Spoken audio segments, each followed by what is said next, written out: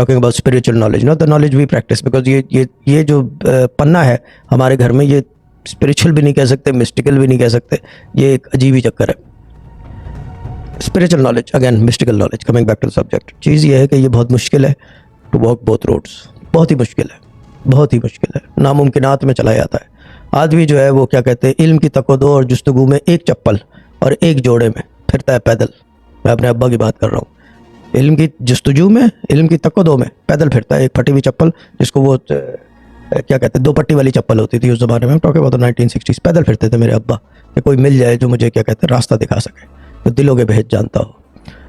अगर घर बैठे मिल जाए तो फिर उसकी वैल्यू नहीं है, कोई भी वैल्यू नहीं है। वरना ये कि आप हमारे अब्बा की तरह हो, जो कि कोई भी हो तो मेरे अब्बा की तरह हो, बट वो 19th सेंचुरी में वो वाहिद आदमी थे जिन्होंने इतनी अचीवमेंट्स की, इतना काम किया इल्म के ऊपर और इतनी सारी चीज़ें लिख के डाल दी। I am not talking about the books, I am talking about the सहीफे लाइक जफर जामा, जफर अमर,